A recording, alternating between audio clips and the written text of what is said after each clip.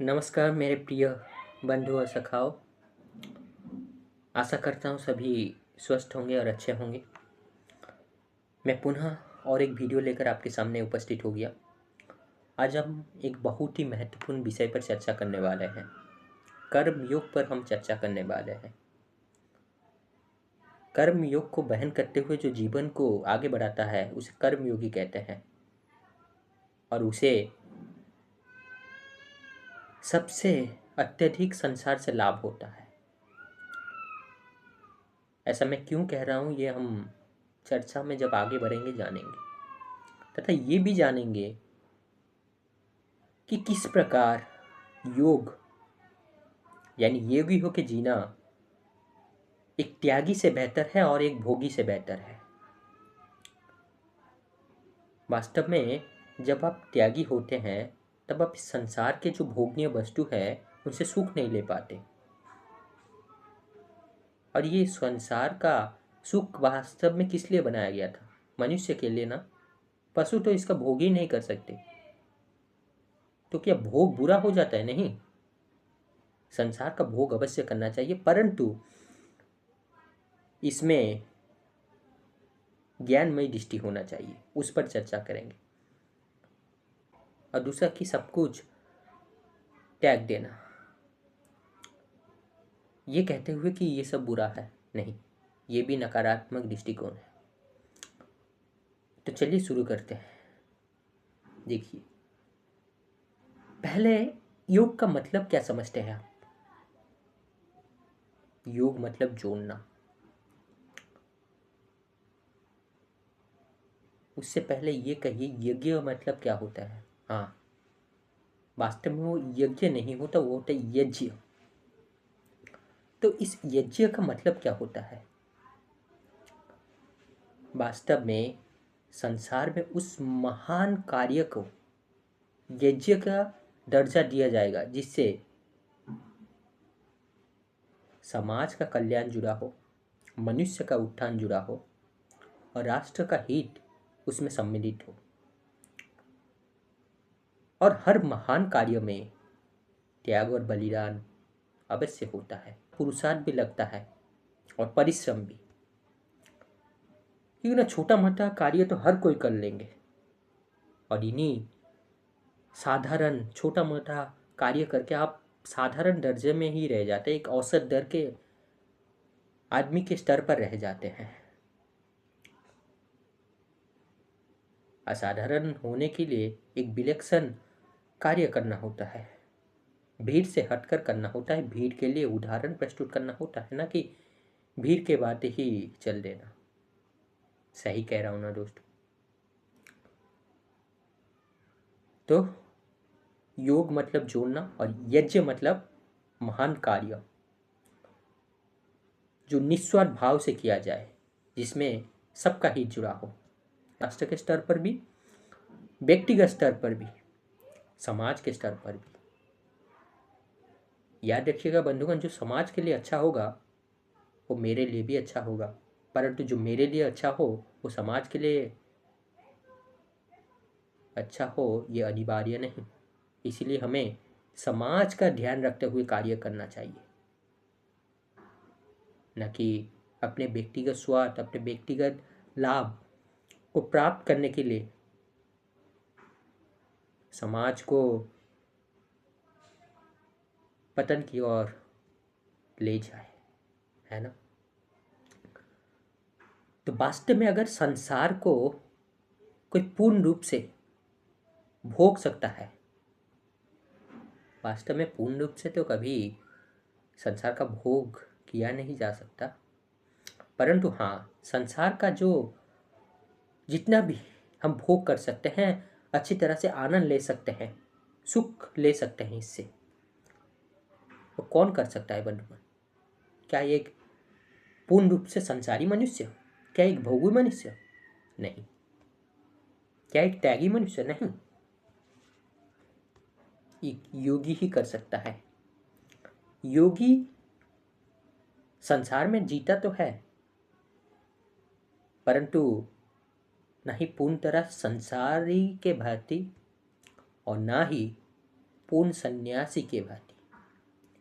संन्यास युक्त संसारी वो होता है, यानी त्याग पूर्वक भोग करते हुए अपने जीवन की गति को आगे बढ़ाते रहता है।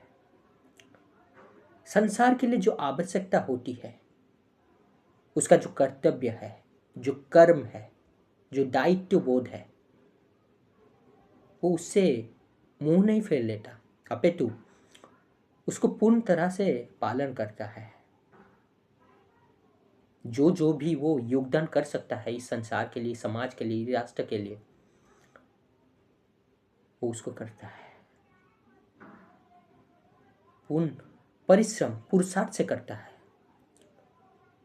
परंतु उससे कभी भी आसक्ति नहीं रखता। कर्म फल का फल उस पर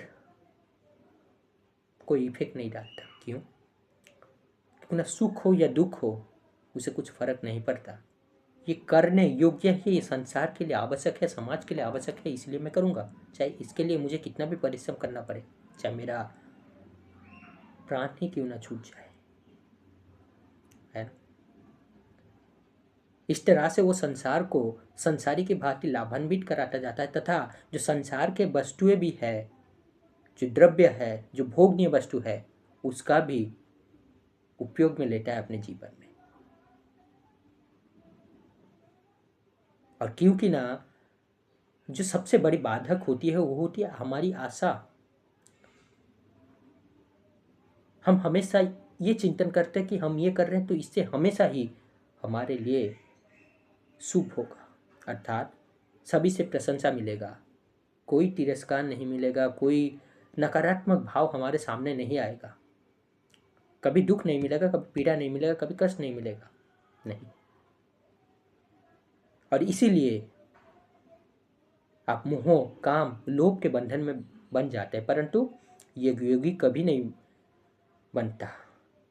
योगी का हर कार्य यज्ञ की भांति होता है।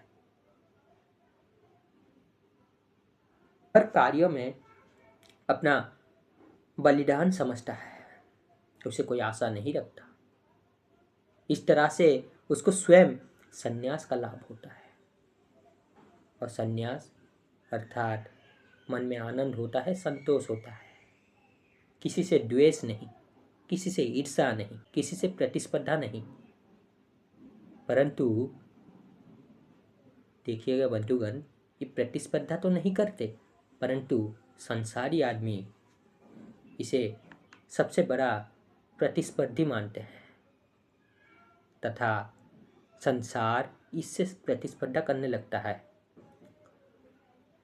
और दूसरा चीज, क्योंकि ना ये निरंतर अपने कर्म पर, अपने कार्य पर एकाग्रता के साथ कार्य करते जाता है, इसलिए निरंतर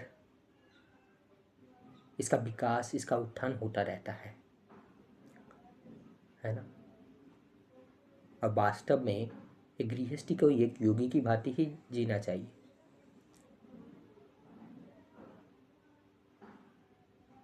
संन्यास वस्त्र धारण से नहीं होता, कमंडल धारण से नहीं होता, या फिर विभिन्न तरह के चिन्ह, विभिन्न तरह के माला आदि इत्यादि से नहीं होता। संन्यास मन से होता है, और भोग भी मन ही कराता है। मन चाहता है, फिर उसी ओर हम चल देते हैं।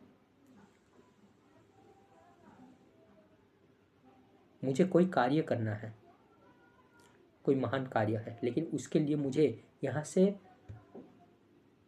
बहुत दूर जाना है, मान लीजिए, मतलब मेरे घर से नज़दीक नहीं है, उसके लिए यातायात यंत्र अति आवश्यक है, और मुझे तुरंत ही पहुंचना है वहाँ पर, बहुत कम समय में।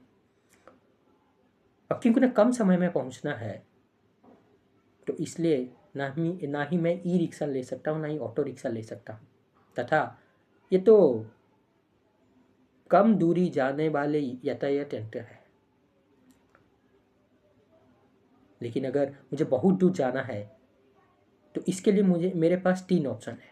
एक बस, दूसरा ट्रेन, तीसरा प्लेन, यानी एरोप्लेन, है ना। और मेरे पास ये सामर्थ्य भी है कि मैं तीनों में इतना सक्षम हूँ कि इनमें इनका किराया देकर यात्रा कर सकूं। और मुझे जहाँ पहुँचना है वो बहुत ही जल्दी पहुँचना है। क्यों? क्योंकि उन्हें यह आवश्यकता है इस कार्य का, और कार्य भी ऐसा जो महान है, जो समाज के हित में है, राष्ट्र के कल्याण के हित में है। या फिर कभी कभी संसार के लिए, समाज के हित के लिए पहले अपना स्वार्थ भी करना होता है। क्यों? यहाँ पर स्वार्थ अर्थात अपने आप को एक ऐसी जगह पहुंचा देना, या फिर अपने आप को विकास की ओर ले जाना, अपने आप को अपग्रेड करता रहना, अपने आप को शिक्षित करता रहना, अपने आप पर तैयारी करना। क्योंकि जब तक आप सक्षम नहीं होंगे, सामर्थ्यवान नहीं होंगे, शक्तिशाली नहीं होंगे, आप संसार के लिए, समाज के लिए कैसे योगदान दे सकते हैं? सही कह रहा हूं ना बंधुगण? एक शिक्षित मनुष्य समाज के लिए, राष्ट्र के लिए, समाज के लिए अच्छा योगदान दे सकता है। परंतु शिक्षित होने के लिए पहले तो आपको शिक्षा धारण करना होगा, ज्ञान लेना होगा, सामर्थ्यवान बनना होगा, है ना? यानी उस शिक्षा के लिए, उस ज्ञान के लिए मैं अभी स्वार्थी बन रहा हूँ। मैं दूसरों को छोड़ के एक जगह जाकर, या फिर एक ऐसा समय ला रहा हूँ जिसमें सिर्फ मैं ही हूँ और कोई नहीं। क्यों? क्यों ना वो समय मैं अपने आप पर खर्च करना चाहता हूँ, अपने आप पर निवेश करना चाहता हूँ, और उसी निवेश किया हुआ समय से मैं अपने ज्ञान में, चेतना में वृद्धि लाना चाहता हूँ। परंतु ये स्वार्थ क्या अपने लिए है? नहीं, ये इसलिए है क्योंकि ना इससे मैं विकसित हो सकूं और बाद में जाकर समाज या संसार के लिए एक एसेट बनूं, एक लायबिलिटी नहीं। सही कह रहा हूं ना बंधुगण? तो जो मैं कह रहा था बंधुगण, तो मेरे पास तीनों ही यातायात यंत्र में जाने के लिए सामर्थ्य है ना? तो मैं बस को ले सकता हूँ मेरे काम के लिए, परंतु वो भी उतना जल्दी नहीं पहुँचाएगा, है ना? और क्योंकि ना बस रास्तों से चलता है, सड़क मार्ग से चलता है, इसलिए उसमें भी समय पर पहुंचना बहुत मुश्किल हो जाएगा। या फिर यूँ कहिए, वो इस कार्य के लिए भी अनुपयुक्त मालूम होता है। इसके बाद आता है ट्रेन, और इसके बाद आता है एरोप्लेन। अब ट्रेन बस से तो जल्दी पहुंचाएगा, परंतु जिस समय में मैं पहुंचना चाहता उस समय में पहुंच नहीं सकता।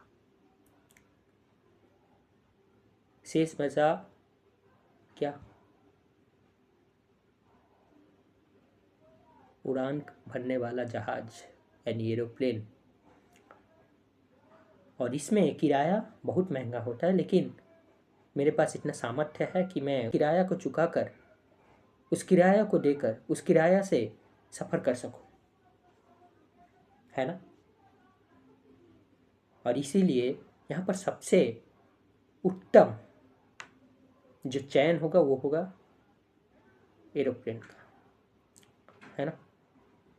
तो यहाँ पर मैं जो कर रहा हूँ, एरोप्लेन का सहायता ले रहा हूँ, वो किस लिए ले रहा हूँ? मैं अपने कार्य की सिद्धि के लिए, अपने कार्य के लिए मुझे एक जगह पर पहुँचना है और बहुत शीघ्र पहुँचना है, इसीलिए मैं एरोप्लेन का सहायता ले रहा हूँ। तो क्योंकि ना मैं एरोप्लेन का सहायता ले रहा हूँ, तो उसमें आने वाली जितने भी सुख सुविधाएं हैं, इसे हम भोगनीय वस्तु के रूप में भी देखते हैं, तो वो भी मैं उपयोग में लाऊंगा अपने जीवन में, उसका उपभोग करूंगा। परंतु वो मेरा लक्ष्य नहीं था, वो इसलिए था क्योंकि ना मैं अपने लक्ष्य तक पहुंच सकूं, है ना? ऐसा ही होता है योगी का जीवन। संसार में जीने के लिए भोग तो करना ही होगा। बिना भोग के संसार नहीं। परंतु वो भोग इसलिए होता है ताकि आप अपने लक्ष्य तक पहुंच सके। ये नहीं हो जाए कि भोग आपको भ्रमित कर बैठे, आपके सही दिशा से दूसरी दिशा को और ले जाए। ये गलत होगा। भोग से आसक्ति नहीं रखना और भोग को तिरस्कार भी नहीं करना। भोग होता ही मनुष्य के लिए, परंतु अगर आप भोग के एक्सट्रीम पर चलेंगे, अति पर चल जाएंगे, तो भोगी हो जाएंगे। और भोगी सदा रोगी होता है। वास्तव में भोग कभी भी वृद्ध नहीं होता, ना ही ये कभी किशोर या फिर शिशु होता है। ये हमेशा ही युवान अवस्था में रहता है। परंतु भोग को भोगने वाला भोगी रोगी हो जाता है। सही नहीं कह रहा हूँ बंधुगण। और जब आप त्यागी का राह अपनाते हैं, तब क्या आप अपने शरीर को पीड़ा नहीं देते? यहाँ पर त्यागी मतलब मैं उन त्यागियों का बात कर रहा हूं जो अति पर है। अति किसी का भी बुरा है, इसीलिए मध्यम मार्ग होता है। वास्तव में क्या योगी मध्यम मार्ग नहीं, वास्तव में मध्यम मार्ग ही तो है जो जीवन में संतुलन लाता है। और संतुलन कितना आवश्यक है, आशा करता हूं ये मुझे कहने की जरूरत नहीं, ये सबको ही मालूम होगा। अगर हमारा जीवन किसी एक की ओर झुक जाए तो बाकी जो क्षेत्र है उससे हम अछूता रह जाएंगे, या फिर वो हमारा दुर्बल हो जाएगा, है ना। इसीलिए संतुलन आवश्यक है। तो बंधुगण, समझ पा रहे होंगे कि क्यों कहा जाता है कि योगी बनो। इसलिए कहा जाता है। और कर्म योगी अर्थात तुम अपना कर्तव्य कर्म को करते चलो। सुख दुख लाभ हानि ये सब आते जाते रहेंगे। और वास्तव में क्या ये सब आपके पूर्व किए हुए कर्म नहीं जिसका फल आपके सामने आ रहा है? ऐसा भी हो सकता है। और दूसरा ये हो सकता है कि मान लीजिए एक सज्जन इंसान, एक सदाचार युक्त इंसान रावण के राज में जाकर वही सद्गुणी वचन, सद्विचार, सद्व्यवहार का आचरण करने लगता है, शिष्टाचार युक्त जीवन जीता है, देवताओं के भांति जीता है। तो क्या वहां पर उसका खंडन नहीं होगा? उसको तिरस्कृत नहीं किया जाएगा? उसको वहां की जनता से, वहां के समाज से पीड़ा नहीं प्राप्त होगी? अपमान नहीं प्राप्त होगा? निसंदेह प्राप्त होगा। परंतु इसका मतलब क्या वो मनुष्य गलत हो गया? नहीं, उसका स्थान गलत है। वो मनुष्य को जो करना चाहिए था वो करते रहे, भले ही कितना भी पीड़ा मिले, कितना भी अपमान मिले। परंतु जो करना चाहिए वो हम जानेंगे कैसे? ये कहेगा वो ये करना चाहिए, वो कहेगा ये करना चाहिए, या फिर भीड़ को देखकर हम करेंगे? नहीं नहीं नहीं। इसीलिए तो हमारे ऋषि मुनि कहकर गए कि 4 पुरुषार्थ होता है, धर्म अर्थ काम मोक्ष। धर्म पहला होता है और अंतिम होता है मोक्ष। मोक्ष यानी जिसे इंग्लिश में लिबरेशन कहते हैं, मुक्ति, कर्म बंधन से मुक्ति। कर्म का फल शेष है, इसीलिए जन्म मरण का चक्र शेष है। आसक्ति शेष है, इसीलिए जन्म मरण का चक्र शेष है। परंतु जब आसक्ति नहीं रहा, वैराग्य आ गया जीवन में। वैराग्य मतलब ये नहीं कि भोग का त्याग कर देना, नहीं। वैराग्य अर्थात किसी से राग ना रखना, चाहे कोई मनुष्य हो कोई वस्तु हो। परंतु इसका मतलब ये नहीं कि प्रेम ना करना, उनसे घृणा का भाव रखना, नहीं नहीं नहीं। अर्थात वो आपके ऊपर हावी ना हो सके, आप मोह के चक्र में, मोह के बंधन में ना फंसे, यही मैं कहना चाहता हूं।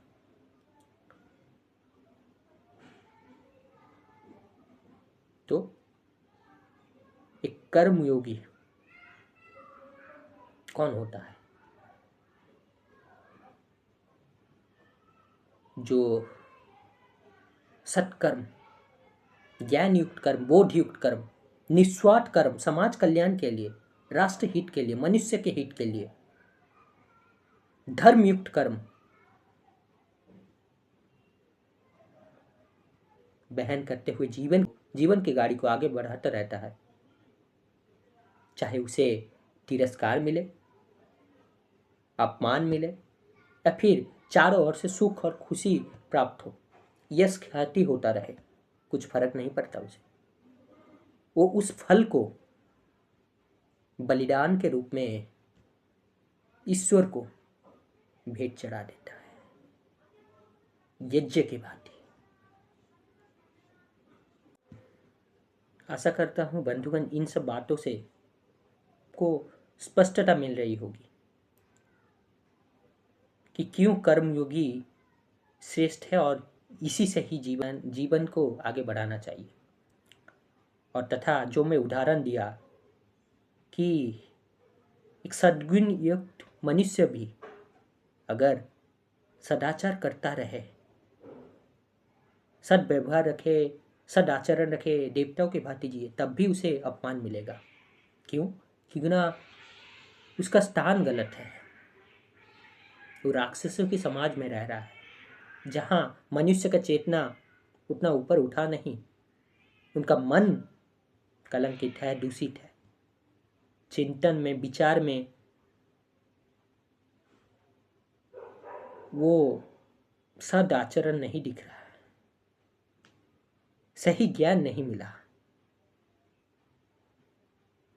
मनुष्य तो है परंतु पशुओं के भांति जीवन जी रहे हैं, दो पैर वाले पशु जो इंद्रियों से वशीभूत होकर जी रहे हैं, जो मन के स्वामी ना होकर मन के नौकर है, जिन्हें आज तक सही संगति नहीं मिला है ना। एक सही आलू, खाने वाला आलू, अगर आप